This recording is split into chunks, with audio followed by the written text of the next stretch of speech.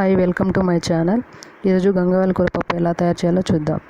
పచ్చిమిర్చి, పసుపు, జీలకర్ర, వెల్లుల్లి రెబ్బలు తీసుకొని పక్కన పెట్టుకుందాము. ముందుగా మనం శుభ్రం చేసుకొని పక్కన పెట్టుకున్నటువంటి గంగవాయల కూర ఇప్పుడు ఒక మిక్సీ జార్ తీసుకొని అందులో పచ్చిమిర్చి, వెల్లుల్లి, జీలకర్ర వేసుకొని మిక్స్ చేసుకోవాలి.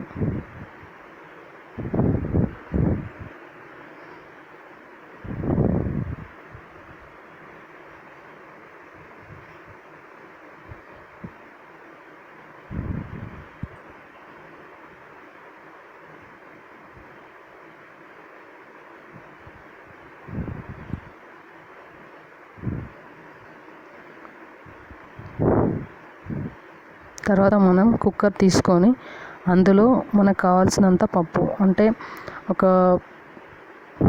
3 బౌల్స్ పప్పు వేసుకున్నాను నేను.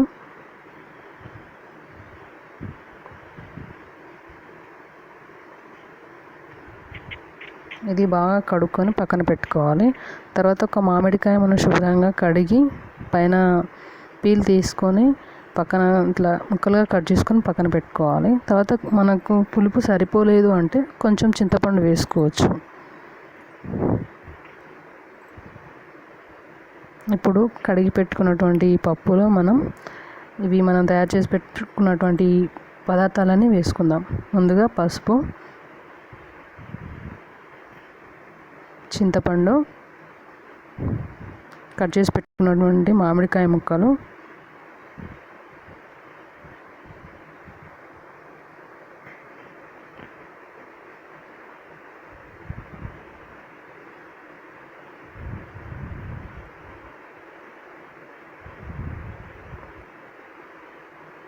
మనం శుభ్రంగా కడిగి పెట్టుకున్న గంగవాయల కూర అంటారు దీన్ని మనం పప్పులో వేసుకోవాలి. చాలా టేస్ట్గా ఉంటుంది.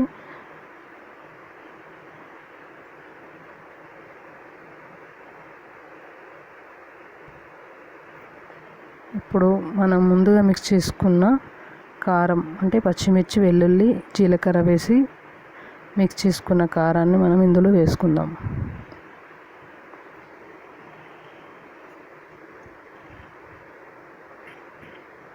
మన ఇష్టం, మీకు కొంచెం కారంగా తినాలి అనిపిస్తే కొంచెం కారం ఎక్కువగానే వేసుకోండి. అంత కారం వద్దు, మనకి సరిపోతుందిలే అనిపిస్తే మీరు తక్కువగానే వేసుకోండి. తర్వాత కొద్దిగా ఆయిల్ వేసుకుందాము.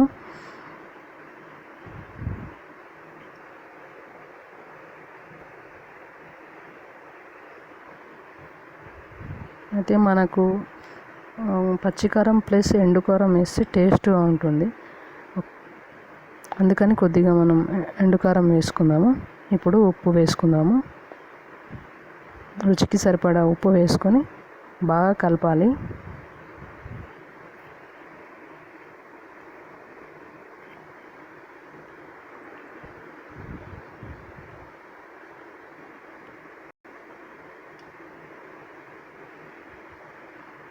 కలిపిన తర్వాత మనం మూత పెట్టి స్టవ్ మీద పెట్టేసుకోవడమే.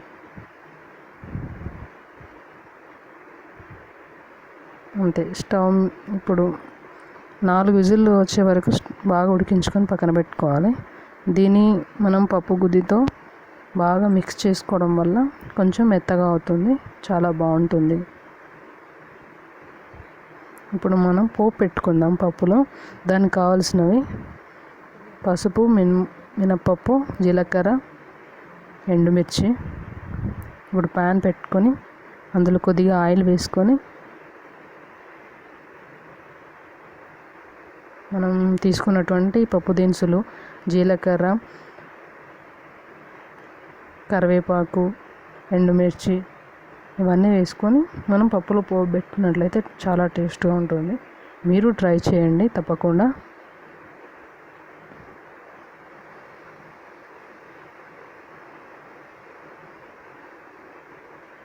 ఇందులో చివరిగా వెల్లుల్లి రెబ్బలు వేసినట్లయితే చాలా టేస్ట్గా ఉంటుంది.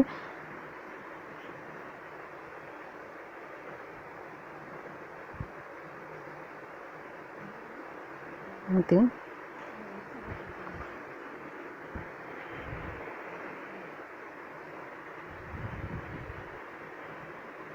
పోపు బాగా అయ్యే వరకు కొంచెం అటు ఇటు అని అందులో కొద్దిగా పసుపు వేసుకోండి, చాలా బాగుంటుంది.